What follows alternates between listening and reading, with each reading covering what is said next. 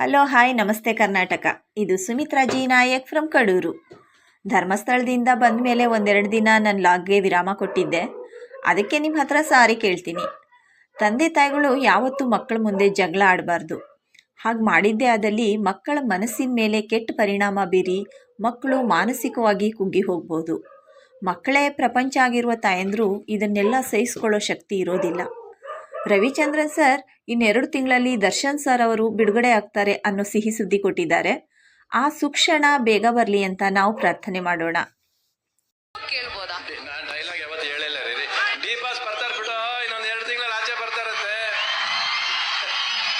ಬೆಂಗಳೂರಿನ ಕಬ್ಬನ್ ಪಾರ್ಕ್ನಲ್ಲಿ no kissing ಎಂಬ ನಾಮಫಲಕ ಹಾಕ್ಸಿದಾರಂತೆ. ಹಾಗೆ ನಡ್ಕೊಂಡ್ರೆ ಅವರಿಗೆ ಫೈನ್ ಕೂಡ ಹಾಕ್ತಾರಂತೆ. ಇವತ್ತು ನಾನು ಮತಿಗಟ್ಟಕ್ಕೆ ಹೋಗಿದ್ದೆ. ಸೊಸೈಟಿನಲ್ಲಿ ಯಶಸ್ವಿನಿ ಆರೋಗ್ಯ ಕಾರ್ಡ್ ಮಾಡಿಸಿದ್ದೀನಿ, ಅದು ರಿನಿವಲ್ ಮಾಡಿಸ್ಬೇಕು ಅಂತ ಫೋನ್ ಮಾಡಿದರು. ಹೋಗಿ ರಿನಿವಲ್ ಮಾಡಿಸ್ಕೊಂಡು ಮತಿಗಟ್ಟ ಸರ್ಕಾರಿ ಆಸ್ಪತ್ರೆಗೆ ಹೋಗಿ ಸ್ವಲ್ಪ ಕಾಲು ನೋವಿತ್ತು, ಹಾಗೆ ತೋರಿಸ್ಕೊಂಡು ಬರೋಣ ಅಂತ ಹೋಗಿದ್ದೆ. ಆಸ್ಪತ್ರೆಯಲ್ಲಿ ಎಲ್ಲ ವ್ಯವಸ್ಥೆ ಚೆನ್ನಾಗಿದೆ. Lab, injection room, dressing room ಎಲ್ಲ ಸೆಪ್ರೇಟ್ ಇದೆ.